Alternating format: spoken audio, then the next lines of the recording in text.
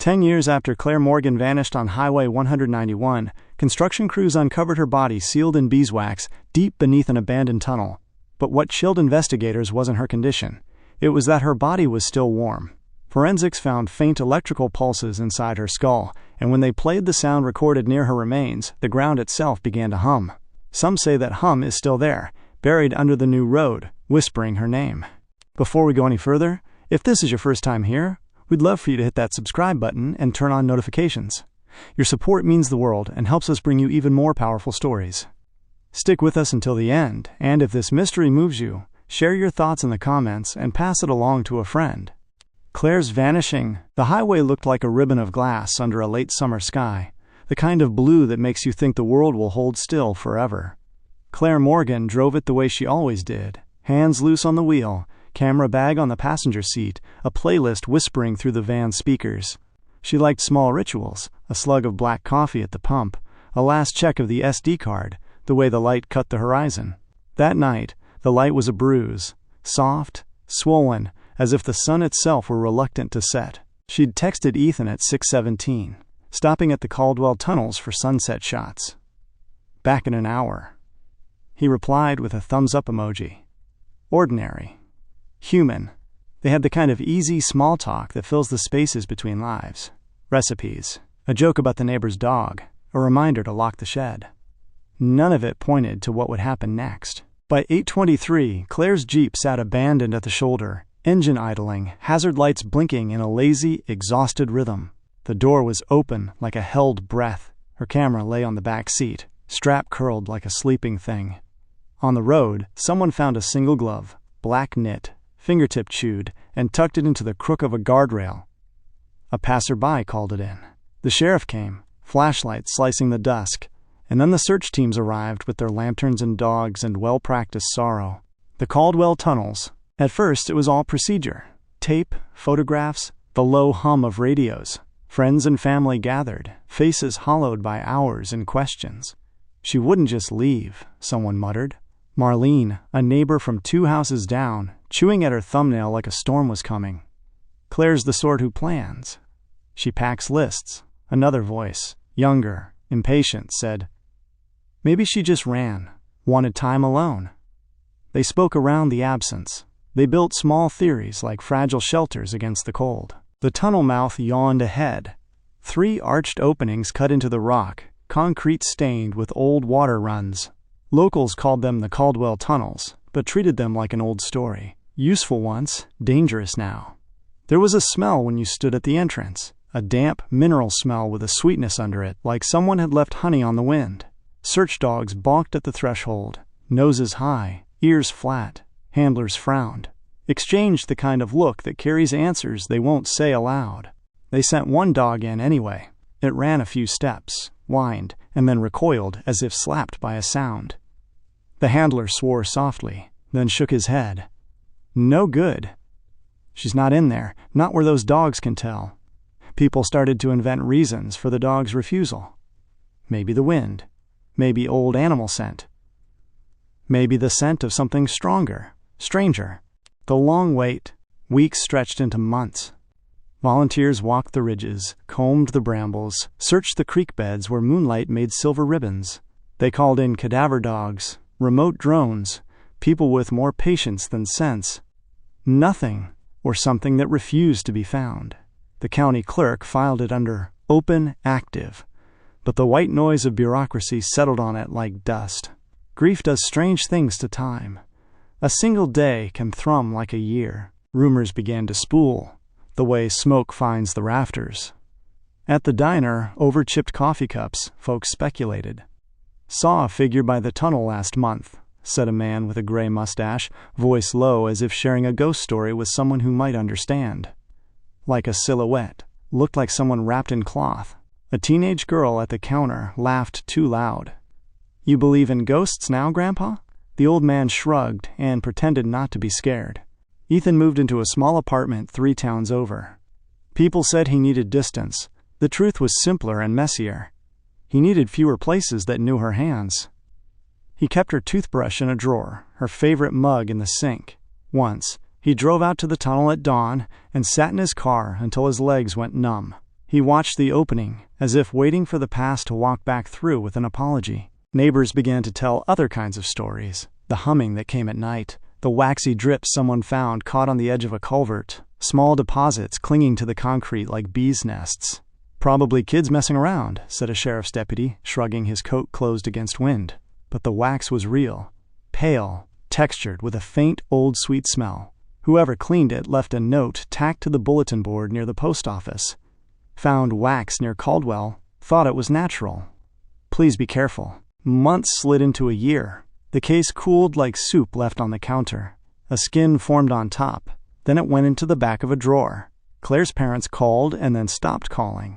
Her camera's last files, partial photos fuzzy with movement, became a shrine of impossibility. The town learned to say her name quietly, as a test. Their mouths tried on the sound of absence again and again, until it fit. And yet the tunnels kept breathing.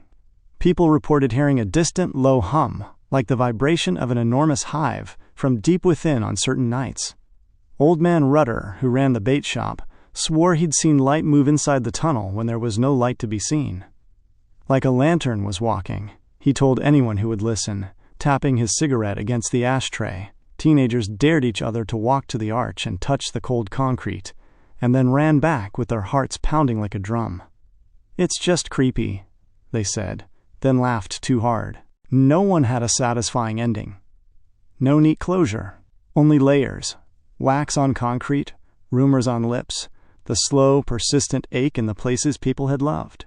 Claire's Jeep gathered dust in the impound lot.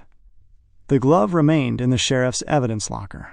In the quiet hours, when the highway was empty and the sky went hard and high, the Caldwell Tunnel sat like a question with no answer, waiting under summer moths and winter ice, patient enough to outlast the people who asked it.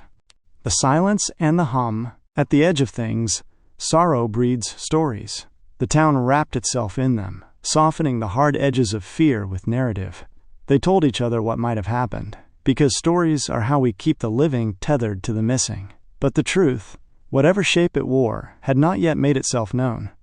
Not yet. Snow came early that year, quiet and unbothered, covering everything like it was trying to erase what the summer had left behind. The hills around Caldwell went white, and the tunnel mouths looked like black holes punched into a frozen world. The search teams had thinned by then, only a few of the stubborn ones still showing up every weekend, their breath hanging like fog as they dragged metal rods through drifts, marking coordinates that meant nothing. The sheriff's department stopped issuing daily updates. Reporters stopped calling. There were no more vigils, no new leads, no footprints in the snow, except for deer and the occasional coyote. It was the kind of silence that seeps into people, makes them talk softer, look over their shoulders before mentioning her name. At Hattie's Diner, two of the old locals sat by the window, trading whispers between sips of lukewarm coffee. "You ask me," one said. "She never left those tunnels." The other shook his head slowly, stirring his sugar like it held an answer. "Then where's the body, huh? You don't just disappear into rock." The first man smirked, voice low. "You ever hear about the bees?" Outside, wind clawed through the cracks of the old diner door, making the chime tremble. Someone had pinned a missing person flyer on the board again, the same photograph of Claire, smiling against the wind, camera in hand. Her eyes still had that spark of intent, the look of someone mid-thought, mid-dream. You could almost imagine she was still out there, waiting for someone to find the right path. By spring, Ethan stopped coming to the town meetings. He tried therapy once, sat across from a woman who told him that grief was like weather, that it passes if you let it. He smiled politely, but he knew that weather didn't just pass in Montana. It stayed, it froze over, it sank into the bones. At night he still woke up to phantom buzzing, faint but insistent, like bees caught behind drywall. When they brought in cadaver dogs from Helena, the team lead refused to go beyond the first 50 meters of the tunnel. "They don't want to go further," she said. "And trust me, when animals decide something's wrong, something's wrong." Her words spread fast. By that weekend, the sheriff called off the deeper searches. "We're not chasing ghosts," he told the local paper. But his tone said he wasn't sure what he was chasing anymore. Every few months, someone spotted something strange, thin trails of wax seeping from cracks in the tunnel walls, like the concrete itself was bleeding honey. A hiker swore he heard faint humming under the surface when he pressed his ear to the stone. He recorded it, uploaded it online. The sound was low and rhythmic, almost like a heartbeat. The video went viral for a week before fading into the algorithm's graveyard. Claire's mother came once that summer. She stood by the tunnel in a light coat, hair tied back, eyes lost somewhere beyond the darkness. She placed a bouquet of wildflowers at the entrance, her fingers trembling against the cold air. "You always liked yellow," she whispered. "Even now, I hope it reaches you." Someone passing by offered to help her carry the flowers. She smiled, declined, and said quietly, "If she's gone, I hope she isn't cold." The bees came back late that year, swarming along the edges of the road in slow, lazy clusters. Local kids joked that they were guarding the entrance. Farmers started noticing empty hives, wax dripping like tears down the frames. "Too much moisture," they said. "Bad season." But it wasn't the weather that worried them. It was how the bees seemed drawn to the tunnels, like something inside was calling them home. By the second anniversary of her disappearance, the case file was thinner than it should have been. One detective, new to the department, decided to re-examine the old photos. In one, taken just before the Jeep was towed, a faint reflection in the tunnel could be seen when magnified. A silhouette, half seen through the haze, facing the light. They dismissed it as a trick of the flash, a shadow cast by equipment. But the detective, quiet and obsessive, printed it out anyway and pinned it to his board. He drew a circle around the shape and wrote a single word under it: watching. Months dragged. Silence became normal. Caldwell's name stopped appearing in national headlines. It went back to being just another quiet Montana town. But the people who lived there could feel it, that the silence wasn't peace. It was waiting. At the bar near the truck stop, an old mechanic named Russ leaned toward a newcomer and muttered, "She ain't gone." The tunnels took her. Same as they took that engineer back in the 80s. Just swallowed them both up. The newcomer frowned. "Tunnels don't take people." Russ smirked, eyes half-lidded. "Then why do they hum at night?" No one had an answer. They just looked away, the way people do, when they've already decided they'd rather not know. And under all that stillness, the winter snow, the gossip, the rusting caution signs, something moved quietly inside the tunnels. Not loud enough to hear, just enough that if you stood too close, you might feel the faintest tremor under your feet, as if the ground itself was breathing. The discovery, it started with a sound, a deep metallic thud echoing through the old Caldwell tunnels one morning in late autumn, when the road crews were clearing debris from a collapsed section of highway. They thought it was an animal trapped behind the wall. A bear, maybe, or a badger that had found its way inside the forgotten maintenance shafts. But when the echo came again, low, hollow, deliberate, it didn't sound like an animal at all. The foreman, Hank Davies, a man who'd been working Montana roads for 30 years, told the crew to shut down the machines. The group stood still, engines idling, breath misting in the cold. "That ain't rock," he muttered, tapping his boot on the cracked pavement. "That's coming from behind the barrier." They set to work removing the concrete panels, 1, 2, 3, until they broke through to a sealed chamber, something not marked on any state map. Inside was a space no bigger than a garage, the air thick with the scent of old metal, earth, and something strangely sweet. Beeswax. Thick layers of it coated the walls, the ceiling, even the floor in strange ridges that looked almost sculpted. One of the workers stepped forward with his flashlight. The beam caught something in the far corner. A shape, human, slumped yet upright, embedded halfway into the wax. At first, they thought it was a mannequin, but the light found skin, pale, waxy, untouched by decay. When the first man screamed, the sound barely made it out of the chamber. They sealed off the site within an hour. By nightfall, investigators had arrived. State police, forensic techs, reporters buzzing like flies. The tunnels glowed with the harsh blue of floodlights. Everything about the scene felt wrong. The air had a thickness to it, a vibration, as if the ground were humming faintly beneath them. When they extracted the body, it didn't crumble or flake like it should have after 10 years underground. The wax had kept it perfectly preserved. Eyes closed, hands resting on her lap like she'd been posed. Her hair, still intact, was braided loosely down her shoulder.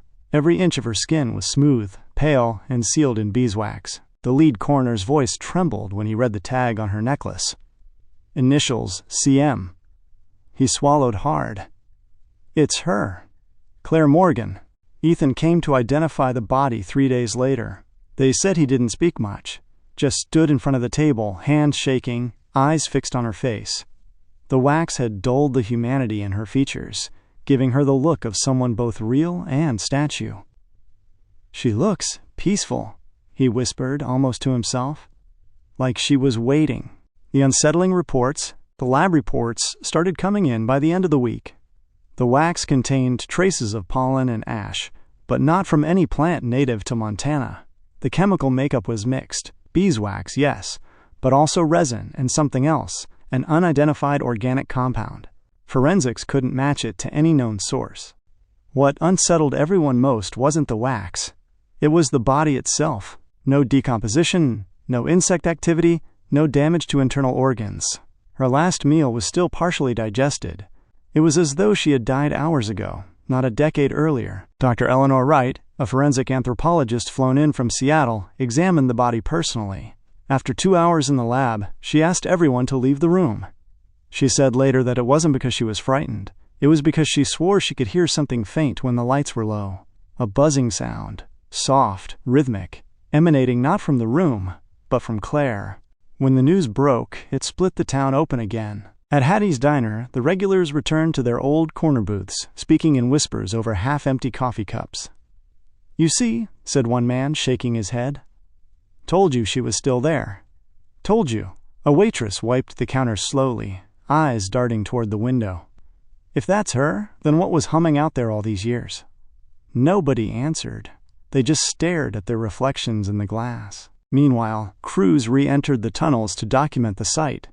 Beneath the wax-covered walls, they found metal markings, thin, almost industrial engravings, like maintenance notes from decades earlier. But someone had carved over them. Spirals, dozens of them, each one centered around a tiny hole drilled deep into the concrete. Some spirals were perfect circles. Others stretched and twisted like the path of something alive. One of the workers, a young man named Luis, noticed something strange before they left. A single honeybee, dead and brittle, was stuck to the wall beside the chamber door. When he touched it, its wings crumbled into dust, but the body still gleamed faintly as if coated in wax. 2 nights later, he quit the job, told his supervisor he couldn't stand the feeling of being watched inside those tunnels. He said that when he closed his eyes to sleep, he could still hear that same faint hum. The official report called it an anomalous preservation case. The sheriff called it a miracle. The town called it closure. But the ones who'd seen it firsthand, the workers, the coroner, the detectives, they didn't call it anything. They just stopped talking about it altogether. Still, the question lingered. How did Claire Morgan end up encased in beeswax, buried in a sealed chamber miles off any map? Who or what had done it? As winter approached again, the tunnels were closed under state order. But even from the road, drivers swore they could smell honey when the wind shifted south. And if you stood there long enough, under the cold Montana moon, the silence between the gusts sounded almost alive, like something deep beneath the ground was still breathing. The second chamber, they found the tunnels by accident. A storm rolled through the Montana Valley that night, hard rain cutting into the earth like blades. A road crew sent to inspect a collapsed section of Highway 191 stumbled upon something that wasn't supposed to exist. Beneath the asphalt, just beyond the edge of the collapse, a hollow cavity breathed warm air from the dark. Inside, the walls were slick with condensation and lined with something unnatural, like layered wax. Detective Rachel Keene descended first, flashlight trembling in her hand. The deeper she went, the heavier the air became. Sweet, decayed, almost floral, the smell of beeswax mixed with rot. Then, she saw them, hundreds of bees, dead ones, plastered into the walls like trapped fossils. Others still moved sluggishly, crawling over the honey-glazed stone, their buzzing echoing faintly through the tunnels. At the end of the main shaft, a chamber opened up, circular, carved perfectly, almost ceremonial. There were remnants of candles, melted into the floor, and at the center of the room, a shape, a figure, hardened and preserved in thick, amber-colored wax. The coroner later confirmed it was Claire Morgan, 10 years missing. Her body had been positioned carefully, her eyes sealed, her lips parted as if mid-prayer. The beeswax coating preserved her almost perfectly, her hair still pale gold beneath the glaze. But what unsettled investigators most wasn't the preservation. It was the marks on the tunnel walls. Carvings. Dozens of them. Hand-drawn symbols resembling eyes, circles, and tunnels spiraling inward. Among them, one stood out. A phrase scratched unevenly into the wax. She saw them. She heard the hum beneath. DNA samples revealed something impossible. Traces of multiple people embedded in the wax. 5 distinct genetic profiles, none matching anyone in the criminal database. When the team tried to remove Claire's body, something cracked from within the tunnel, a sound like glass breaking under pressure. The bees, long dormant, began to stir. Rachel ordered the team out. Minutes later, part of the chamber collapsed, sealing itself. The wax along the walls seemed to melt backward, almost as if alive. The samples collected from the scene began to show signs of chemical activity. Enzymes reacting to light and sound. It was as if the wax was mimicking tissue, trying to breathe. Rachel returned to her car that night and sat in silence for nearly an hour. On her dash, she found something small, a honeycomb-shaped pendant. It wasn't hers. When she picked it up, her phone buzzed. A text from an unknown number. She's not the only one. The case was sealed under federal jurisdiction 2 days later. Official reports called it a geological anomaly. The tunnel was filled in, covered by concrete, and erased from all public records. But locals still whisper. They say on hot nights when the highway hums, you can hear bees beneath the asphalt, moving, restless, like something trying to find its way back to the surface. And deep under the new road, under layers of wax and stone, a second chamber was discovered in the final drone scan, smaller, untouched. Inside it, heat sensors picked up another human shape, still warm, still moving. The whisper of the wax. Weeks after the tunnels were sealed, Detective Rachel Keene couldn't let it go. Every night she dreamed of the hum, the low vibration she'd heard before the collapse. It wasn't just in her ears. It was inside her chest, like something alive. She requested access to the case files one last time. Denied. The folder was now classified under a new government code. Subterranean anomalies. Biogenic. But Rachel had already copied the photos, the recordings, and the forensics data. Something about the beeswax, its cellular pattern, felt wrong. It wasn't just wax. Under the microscope, it resembled organic matter, neural tissue. As if the substance had once been alive, capable of preserving not just a body, but a memory. Claire Morgan's brain scan showed faint electrical activity. Post-mortem scans shouldn't show anything, but the data flickered, a ghost signal pulsing in rhythmic intervals. Almost like a frequency. Rachel played the audio from the tunnel. The hum. When she filtered it through a spectrogram, she saw words embedded in the waveform, shapes that looked like letters. A pattern repeated itself again and again. They are beneath. They remember. She didn't sleep that night. At 3:17 a.m., Rachel drove back to Highway 191. The road had been repaved, the site unmarked. Only a faint dip in the asphalt hinted where the tunnel once was. She parked, left the engine running, and played the recorded hum through her car speakers. The ground vibrated. Bees began to emerge from the cracks, not flying, but crawling in coordinated lines, forming spirals on the asphalt. Their bodies glistened faintly, coated in thin layers of amber. Rachel stepped out, flashlight trembling. Then, movement. The concrete near the old site flexed, cracking from within, and for a moment she heard whispering. Dozens of overlapping voices, low and mechanical, speaking the same phrase Claire had scratched into the wall. She saw them. She heard the hum beneath. The ground split open just enough to reveal what was underneath. Not dirt. Not stone. Wax. A solid wall of beeswax, translucent and warm to the touch, like living skin. Inside, shapes pressed faintly against it. Human outlines. One moved. Rachel stumbled backward, breath freezing. The wax seemed to breathe, contracting, releasing a faint mist. She caught a glimpse of faces, blank, peaceful, preserved, hundreds of them, floating in amber silence. And then, at the center, Claire's eyes opened, only for a moment, but long enough for Rachel to see they weren't human anymore. They shimmered like honey under light, glowing from within. Claire blinked slowly, almost in pain, then turned her head ever so slightly toward Rachel and smiled. The hum grew louder, forcing Rachel to drop her flashlight. When it hit the ground, she realized something horrifying. The sound wasn't coming from the tunnel. It was coming from beneath her feet. She ran. The ground behind her rippled, bees pouring out like black water. Her car engine stuttered, her radio crackled. And over the static came a voice. "You shouldn't have come back." The next morning, highway patrol found her car empty, headlights still on, radio still buzzing. On the passenger seat lay a single beeswax candle, still warm, still burning, shaped like a human heart. No trace of Rachel Keene was ever found. Months later, a new construction team began work on an expansion of Highway 191. When they drilled into the earth, their machines jammed, clogged with a thick yellow resin. Samples sent to a private lab came back inconclusive, listed only as organic compound, non-terrestrial pattern. The site was shut down immediately. And once again, the highway was paved over. But locals say on still nights, when the road hums and the air tastes like honey, they see a woman walking along the shoulder, pale hair glinting under the headlights, bees trailing behind her like smoke. And if you stop your car, she looks right at you. Then she whispers the same question every witness claims to have heard.